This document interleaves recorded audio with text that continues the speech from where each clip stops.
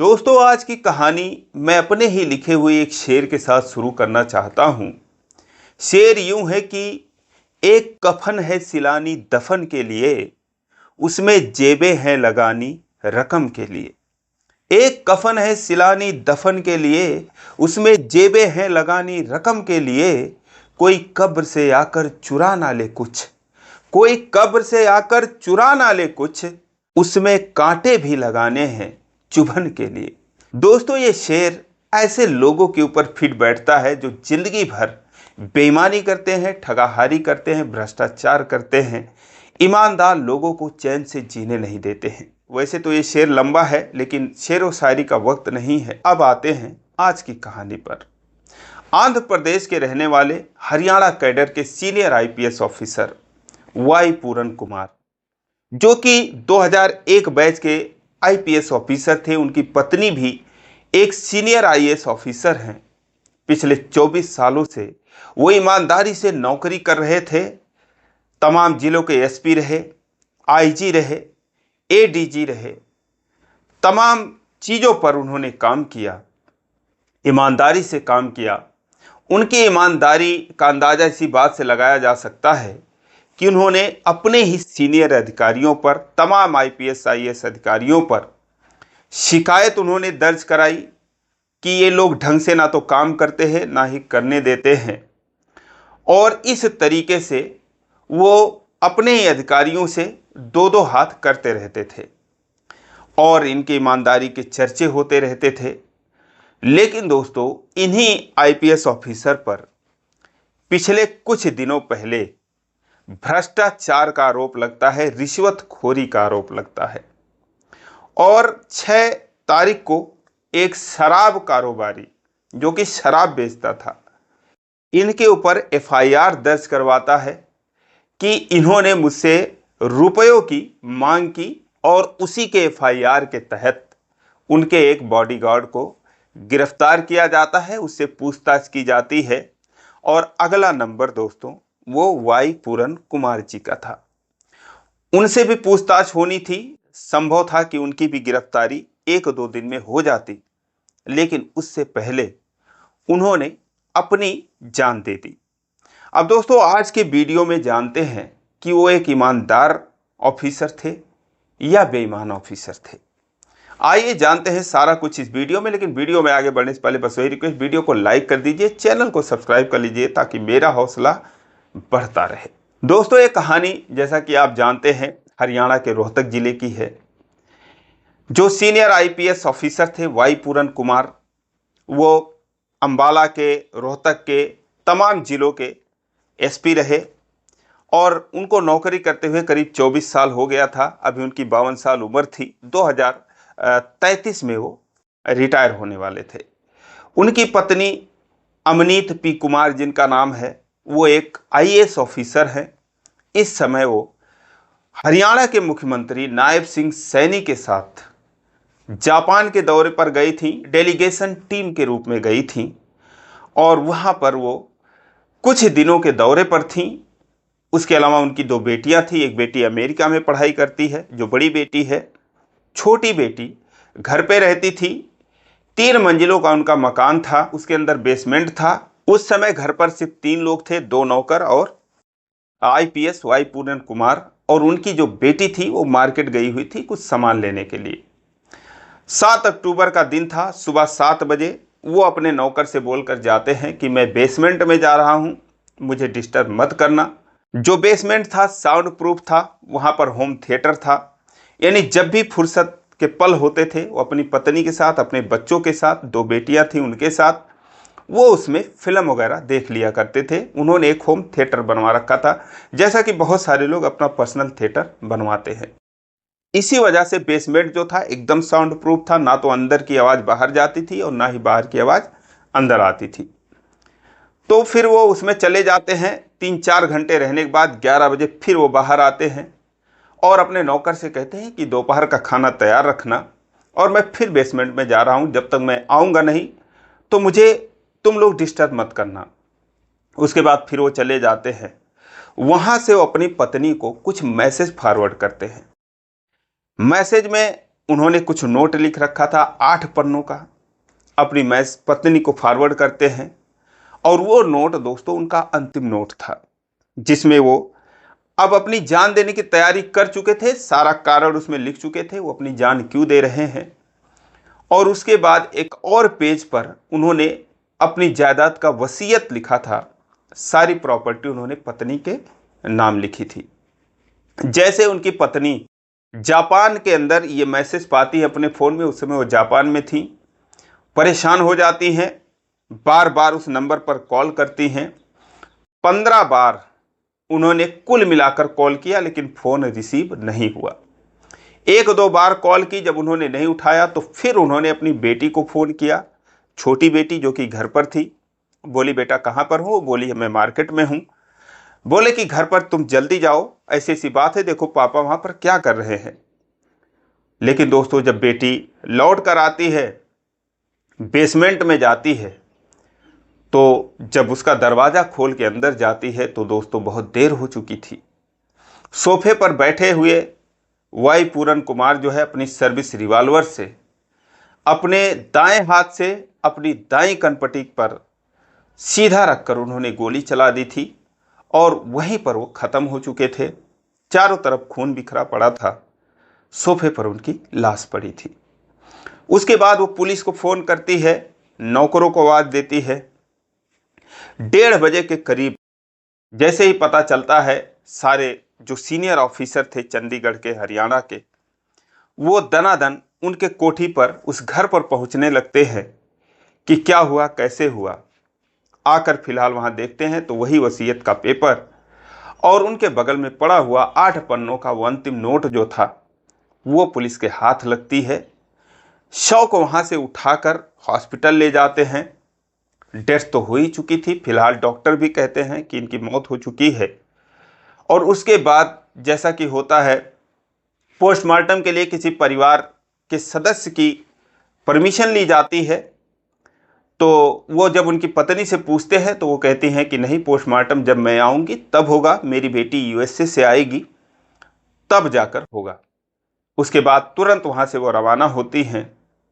दोस्तों आम महिला, गांव की महिलाएं जो होती हैं, पति के मरने पर दहाड़े मार मार कर रोती हैं, लेकिन उनकी तो मजबूरी ये भी थी कि वो रो नहीं सकती थीं।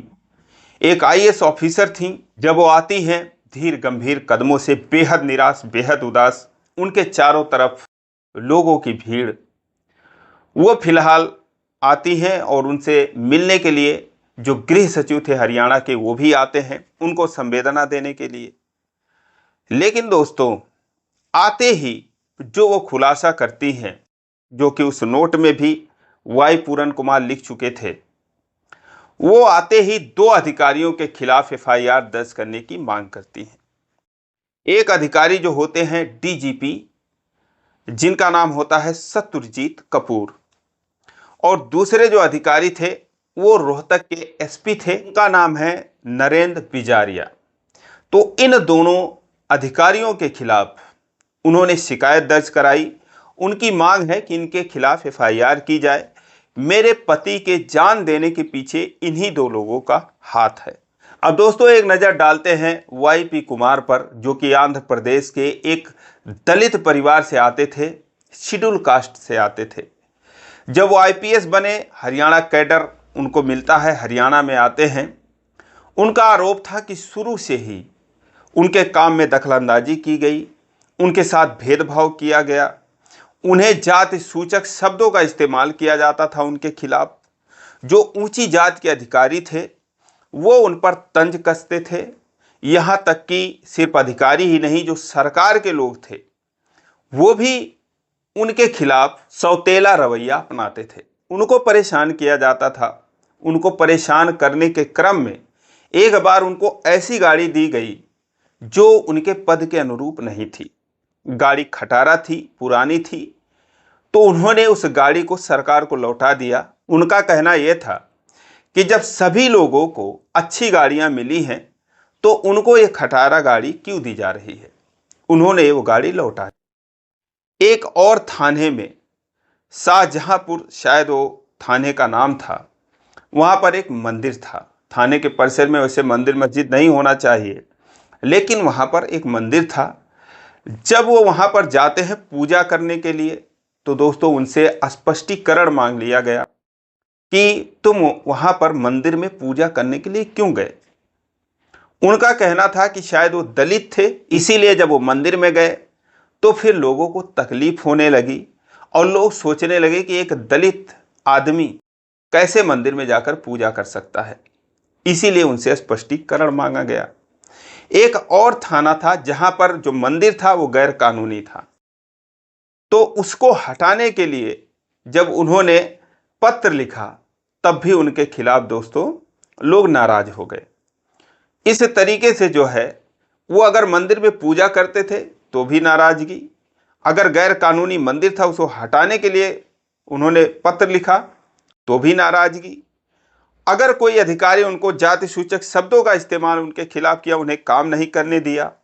इसके लिए वो हरियाणा पंजाब के हाई कोर्ट में लगातार पिछले 4 सालों से शिकायतें दे रहे थे, उस पर कोई सुनवाई नहीं। अंदर ही अंदर उनके दुश्मन बनते गए। जो भी उनके सीनियर अधिकारी थे तमाम उन्होंने दुश्मन बना लिए। वो लोगों के खिलाफ शिकायत करते थे कि ये लोग काम नहीं करने देते हैं, भ्रष्टाचार में शामिल है, भ्रष्टाचार करते हैं। तो तमाम मजबूरियां, तमाम मुसीबतें, तमाम लोगों की दखलंदाजी उनके करियर पर पड़ती रही। फिलहाल वो इन सब कुछ से पार पाते हुए ईमानदारी से नौकरी करते रहे। दोस्तों कुछ दिन पहले उनको हरियाणा का एडीजीपी बनाया गया, additional director general of police, और जब वो पावर में आ गए उनको थोड़ी शक्तियां ज़्यादा मिली, तो फिर उन्होंने और जो है मोर्चा खोल दिया अपने अधिकारियों के खिलाफ। इससे जो है अधिकारी थे या फिर सरकार के लोग थे उनमें जो है हड़कंप मच गया। उन्होंने सोचा कि अगर ये इस पोस्ट पर रहेंगे तो और मुसीबत ही खड़ा करेंगे, और इसीलिए उन्हें उस पोस्ट से हटाकर पुलिस ट्रेनिंग कॉलेज जो कि पीटीसी एक हरियाणा में है वहाँ का उन्हें चीफ बना दिया गया कि आप जहाँ जाओगे, जहाँ पुलिस वाले ट्रेनिंग करते हैं वहीं पर आप जाकर पड़े रहिए। इससे भी वो नाराज हो गए, बोले ये तो बिल्कुल महत्वहीन पद है, मेरा तो इसमें कोई काम नहीं है और ये तो किसी को भी बनाया जा सकता है। लेकिन दोस्तों उनके पर काटने के लिए उनको वहाँ पर भेज दिया जाता है, और जब वहाँ पर भेज दिया जाता है तो फिर इन्होंने जो अपने अधिकारियों के खिलाफ शिकायत करी थी, जिसमें मुख्य रूप से हरियाणा के डीजीपी शत्रुजीत कपूर हैं और हरियाणा के जो रोहतक के जो एसपी थे नरेंद्र बिजालिया, इनके खिलाफ इन्होंने जो शिकायत की थी, अब लोगों का कहना है कि उसी का खामियाजा इनको भुगतना पड़ा। उसके बाद एक शराब कारोबारी जिसका नाम पवन बंसल होता है वो दोस्तों सामने आता है। वो 6 अक्टूबर को रोहतक के अर्बन स्टेट पुलिस स्टेशन के अंदर आता है और एक एफआईआर दर्ज करवाता है। दोस्तों एक सीनियर आईपीएस ऑफिसर के खिलाफ एक पुलिस इंस्पेक्टर जो है वो एफआईआर दर्ज कर भी लेता है। अब किसके परमिशन से किया, किससे पूछा?